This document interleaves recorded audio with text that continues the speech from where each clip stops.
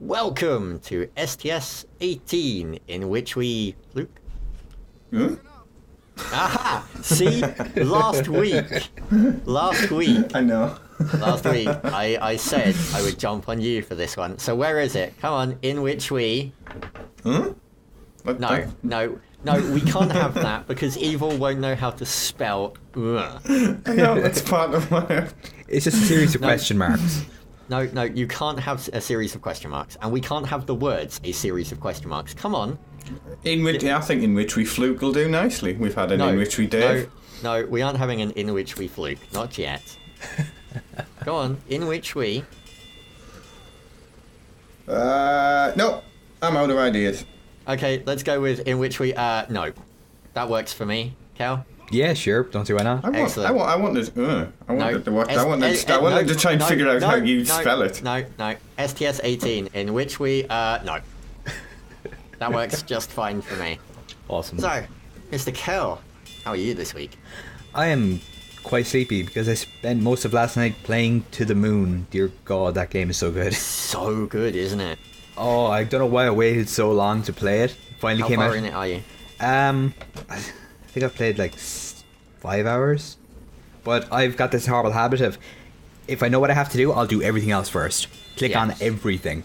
Yeah, I'm exactly the same way, which is if I know that's the way I need to go, I'll go everywhere else first, and then I'll go that way. I did that. Played Deus Ex last week and made sure I'd done all the side quests. Turned out I've already managed to do all the silly side quests, but it's exactly the same thing. Right, I know what I've got to do for the main thing. Where's all the side quests? Weren't you one of the guys that had the side quest bug? Or was it Vic? Oh, yeah, I had that side. It was you, wasn't it? Yeah, the one where you've got to go and it's the one for the woman who's working undercover. One of the mini. She gives you 3 mini missions. You've got to go and find a briefcase, and you've got to go and kill some NCB guys and knock one of them out. Specifically, you have to keep one of them alive but unconscious.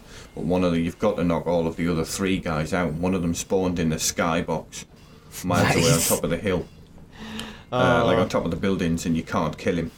Fantastic. So you can't ever complete the quest without a total restart of the game or going back to it before you've... Yeah. But it didn't bug out on me this time. Oddly, I forgot all about that bug, and I just ran through that and never encountered it. They might have patched it since, to be fair. It's been out of time now. More than Dave likely. never forgets. But still a cracking game. I wanted a new Game Plus mode. I mentioned that last week, I think. Yes, you did, so let's not... Been there, done that. But yeah, same thing. I'll do that. Side quests, do all of them first. Miss nothing. That's currently my dilemma in Dark Souls. Yeah, that can't be a pleasant experience, that kind of thing in Dark right? Souls, because it's kind of like, well, I can go everywhere else and get horribly murdered. Oh, no. To go. Right, so at the moment in Dark Souls, I'm now sitting at close to 100 hours. And I've got 2 things left to kill. In the entire game, I have 2 things left to kill. And they are a boss from the DLC, and then the last boss. However, I want to get the tail weapon of this boss from the DLC. So I'm doing... There are only 2 attacks. This boss has like maybe 11, 12 attacks. Only 2 set me up for the tail, so I have to basically keep the fight going until I can bait out those 2 attacks.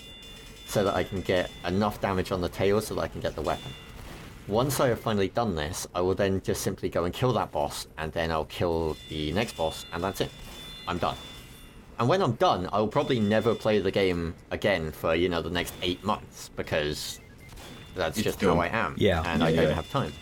But it's still the fact that, I want this weapon. Even though I'm never going to use it, it's like, You've set yourself this... Yeah, I know what you mean. Right, got like that. I must have all the weapons and fully upgrade them. Well, I've been doing this fight now for maybe about 8 hours, 9 hours on just this one fight. And it's now getting to the point where I'm starting to think to myself, I should just kill this boss and move on. Because I'm wasting time. But you reach a point where you put so much time into it, you don't want to not do it. No, I unfortunately, thankfully, not unfortunately, I don't reach that point very often. My brain will see it the other way around, which is that I've invested so much time in, I should just walk away now. It's getting to the point of ridiculousness. Yeah, inefficient. Because I can't think the other way, because I can't risk letting my OCD catch it. Okay, good point. You're that used to dealing with the OCD and just cutting things off at the knees before they get running. Yes, because you saw in America, the wonderful time in America where it's like I ended up staring at the ceiling for like God knows how many hours randomly. Mm-hmm. It was like there's something on the ceiling, and that was it. It was like gone. It was like I was Nice. staring at the ceiling for the next random amount of hours. But anyway, what else have you been playing, Cal? I've been playing Shadow. Oh, Shadow! I can't quite hit that octave. I'll do it for you. When you're over here, we'll make sure you hit that octave together. Yeah. That sounds wrong on so many levels. But I Easy actually enough to manage. Have you seen the size of my boots? I haven't picked up Shadow yet. Is it good?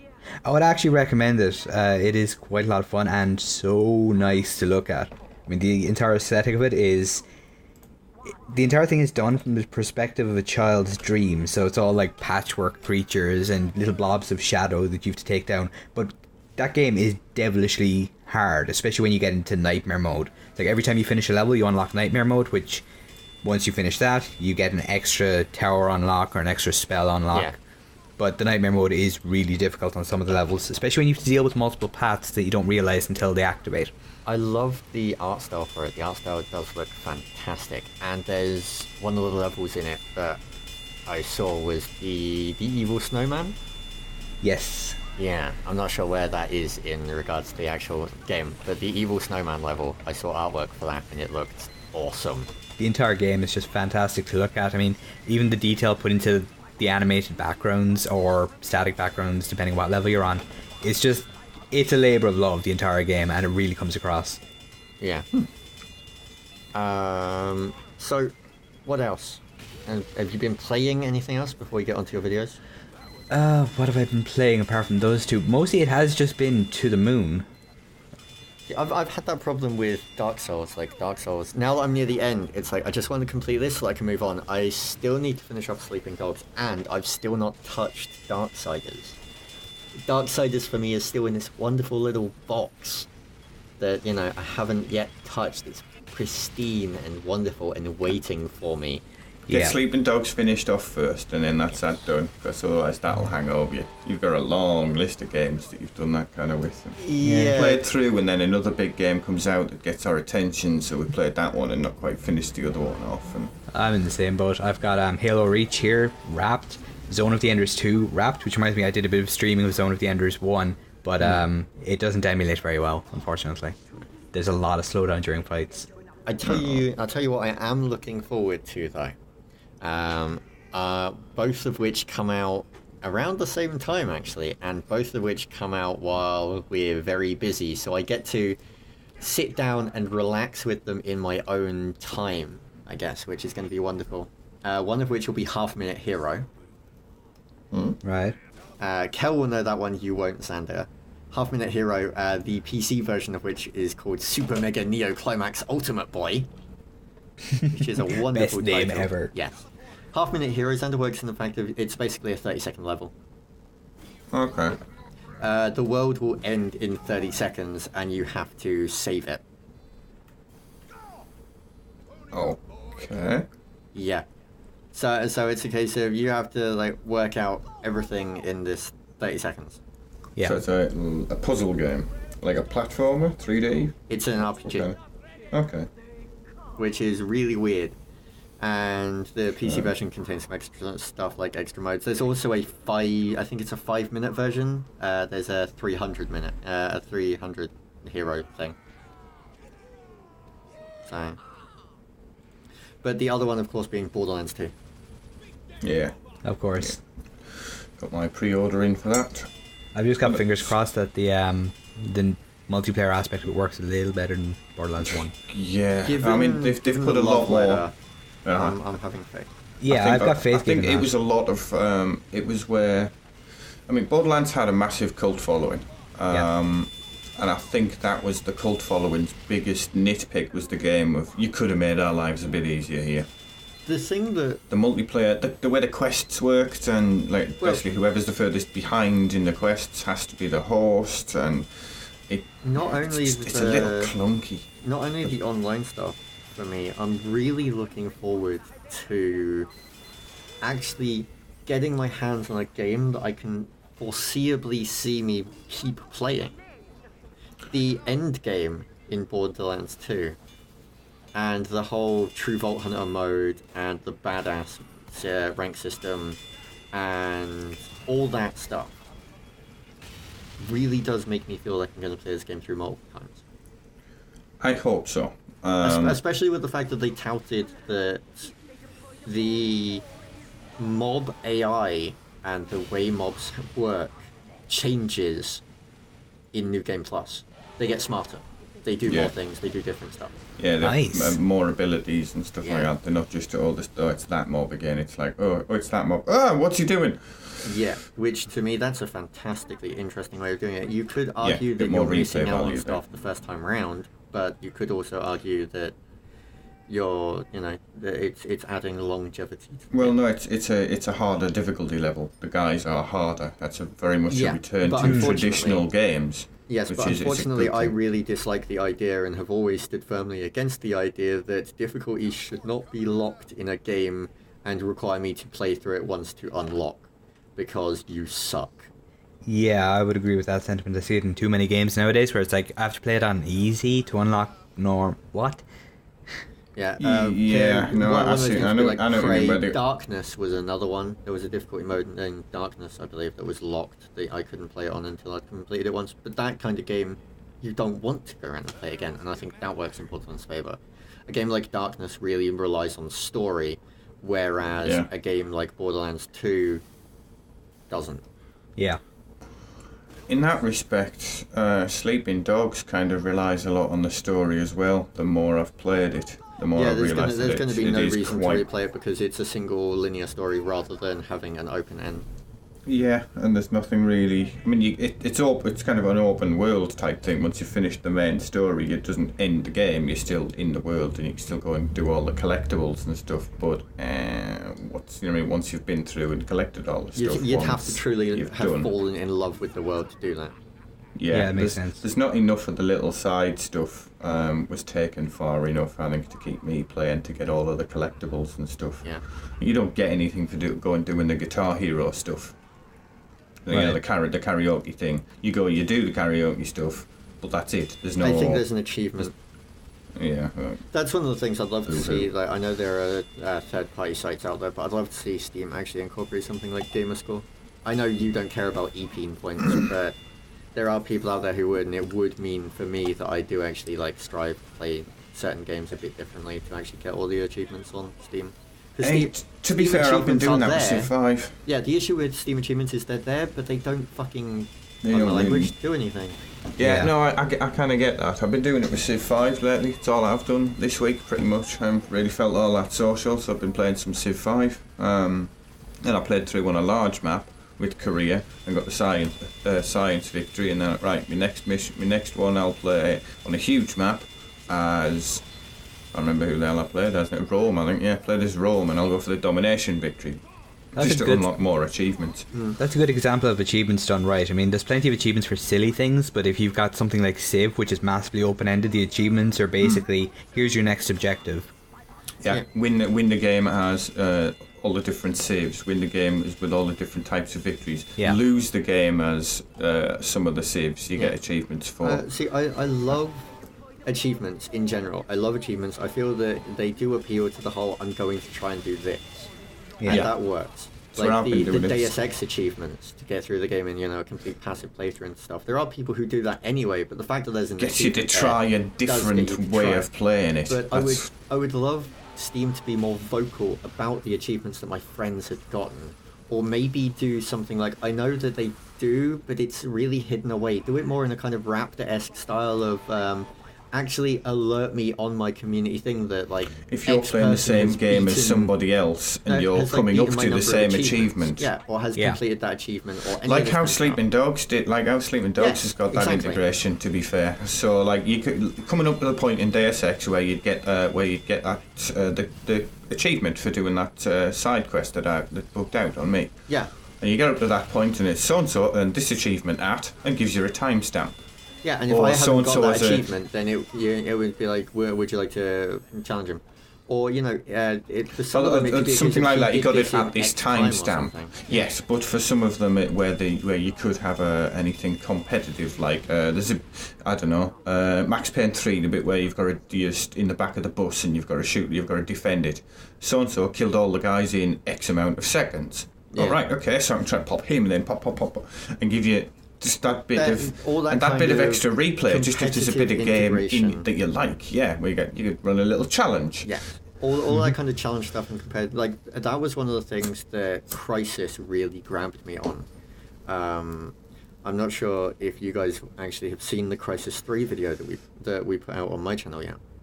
But I haven't had a chance to see that yet. I got sucked into me. The multiplayer modes that they said. They were pretty interesting, but that wasn't what grabbed me. The multiplayer modes were good, yes, but what grabbed me was the fact that they're running with this really interesting social challenge aspect for the multiplayer, which is there are challenges. Imagine Modern Warfare style challenges, Xander. Kill X people with X weapon or any of that kind of stuff, yeah? Yeah. But they're all in the background, being monitored for a lot of this. Now, after you're done with a game, you can pick, I think you get to pick 3 out of a list of 9. Now, some of these are really standard ones, like get X kills or blah, blah, blah, Y, Z, etc. But some of these that are in this list are social ones. So it's a case of, Xander got 4 headshots with the pistol. Get 5. And so it will actually monitor your friends' performance, and it will give you challenges to beat something that they have done. And when you do, it will then alert them, and they will have the challenge to beat you. That's nice. Cool. So there's that wonderful aspect, and I'm really looking forward to trying out the Crysis 3 multiplayer. I tried Crysis 1 multiplayer and enjoyed it, but never really stuck with it. Very interested to see the Crysis 3 one and how they go. Yeah, that sounds interesting. I've played any of the Crysis games. I've played a bunch of games that are based on the Crysis engine. Play 1. You should definitely play Crysis 1. Even if you... I'll probably, if I'm going to sit and play them, if I enjoy 1, I'll probably sit and play through 2 as well. Now, 2 has issues. Oh. 1 is a very awesome PC game. 2 feels like it was unfortunately influenced a little too much by the console. Crysis 2 works in the aspect of, at least it did when I was playing it, it felt more like it was a case of it was areas split rather than a big world. Like Crysis 1 felt like a good non-linear world. Crysis 2 has this to some degree, but it's kind of limited down into little box-style areas because it runs on a checkpoint system. There is no quick saving, there is no loading, there is no saving manually. Right. If you die, so it was primarily you get reset back to the checkpoint. Primarily console and imported across to the PC. Well, no, they were making Crysis 2, and Mike mentioned in the video that we're doing that they were making Crysis 2, and then they were working on Crysis 2 for consoles at the same time, which so they were thinking some about issues. How that. However, Crysis 3 now that it's all sorted, and also one of the great things that this wasn't mentioned in the video, but mentioning it here because little extras for people. They originally were going to go to Gamescom with 2 blocks of Xboxes and 1 block of PCs. A block is essentially a row in their booth. They then turned around after the discussion of this, and they basically said, F that, we want more PCs. So they dropped it down to 1 block of Xboxes and 2 blocks of PCs, because they were like, we're going to Germany, these guys love the PC, and also this Crysis, PC here, bitches. Yeah. So they actually were like, no, we want more PCs and give us less Xboxes. That's pretty cool. Whereas unfortunately something like, Black Ops had nothing but Xboxes, which was quite a weird experience. I can... Given that it's so popular Black on Ops Xbox, I can understand why. However, it's popular on the PC as well, but I would have liked to have the more... option though.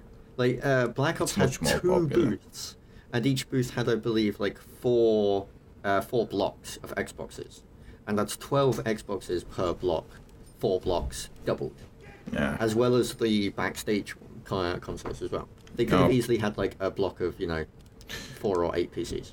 I don't.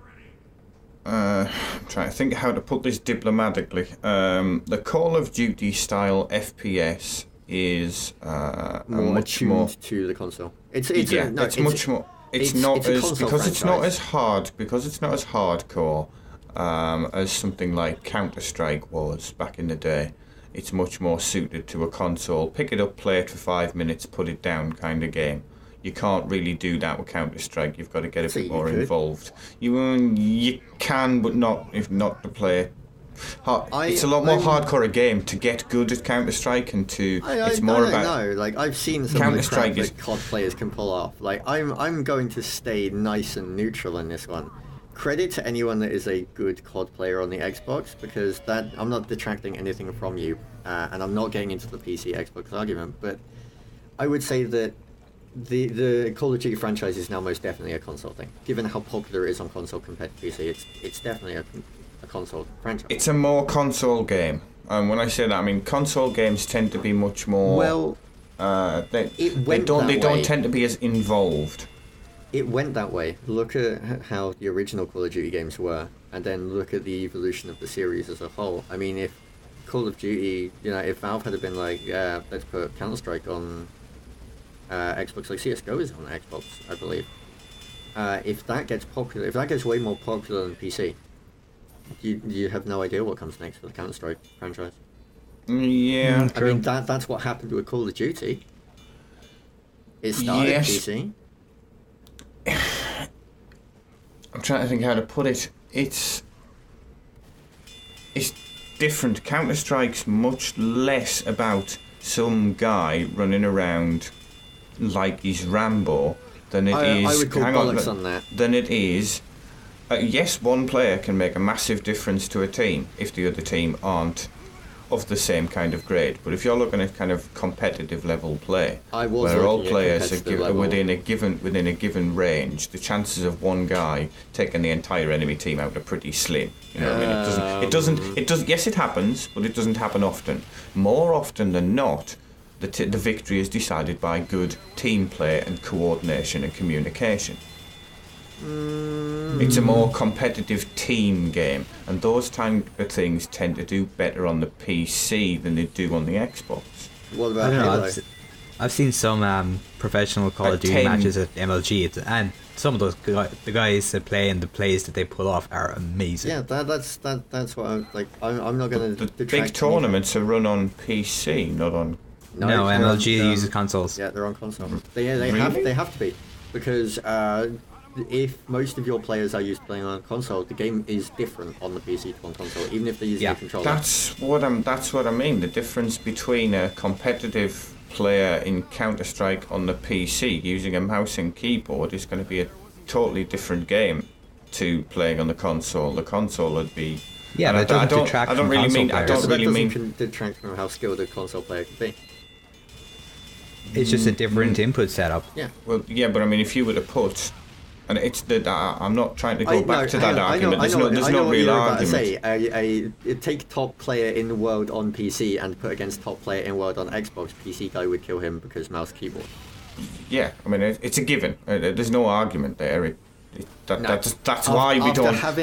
That's why we don't have a combined market. Controller and tested it on an Xbox, and after having seen some of the pros that they had at Gamescom, they dropped pros into the games at Gamescom to mess with the people that were playing, which was really kind of evil. And they started with a knife only, which was quite interesting. But to see some of the crap that they were pulling off, I have way more respect for any player on the console playing Modern Warfare. If you're skilled, then credit to you. And I do honestly believe that they could give PC guys a run for their money and skill. Yes, some of them could. Because but if you have the absolute top end, there's no playing on a question. Controller at the top level normally will have a modified controller. They will normally have the sensitivity modified and set just right, so that they are essentially able to use it like a mouse. Yeah.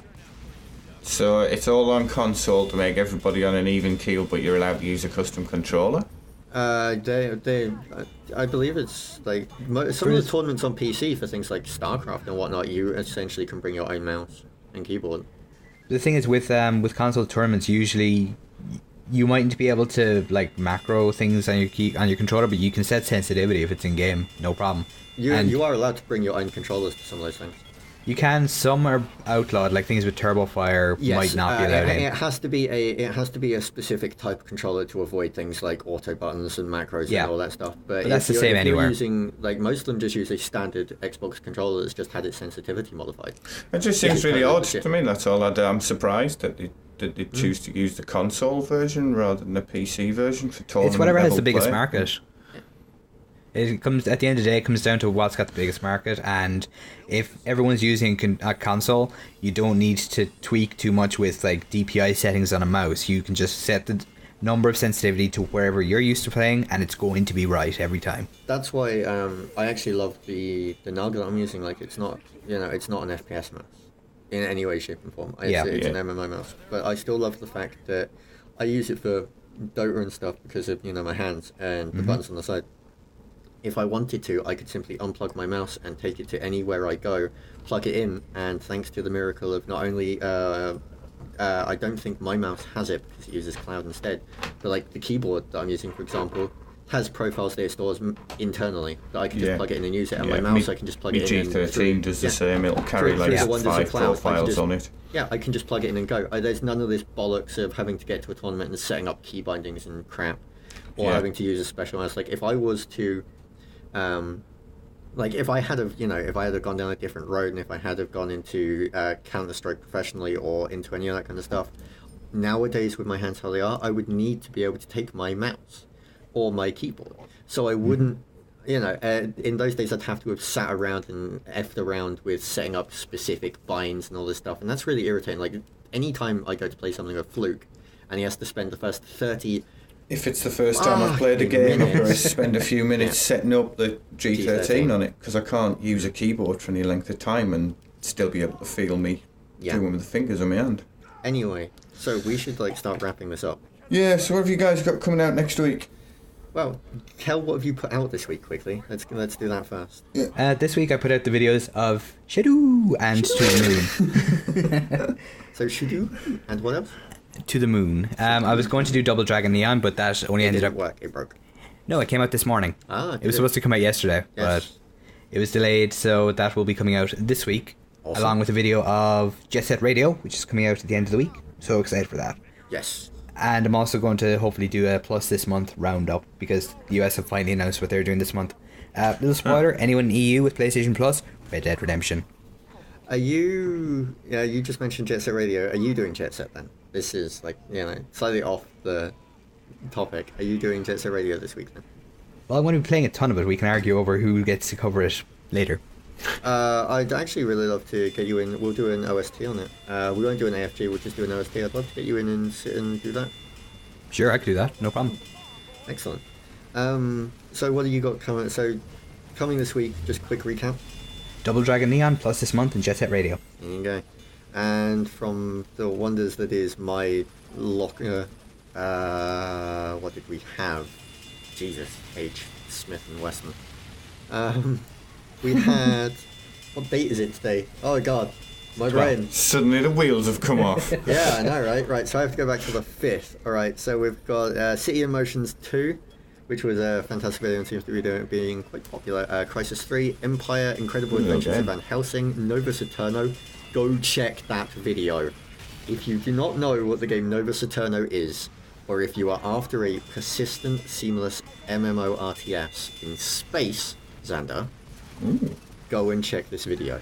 It is quite possibly one of the most potential-filled games I've ever seen. Also, Deadpool, it's an RTS and I can't manage resources for toffee.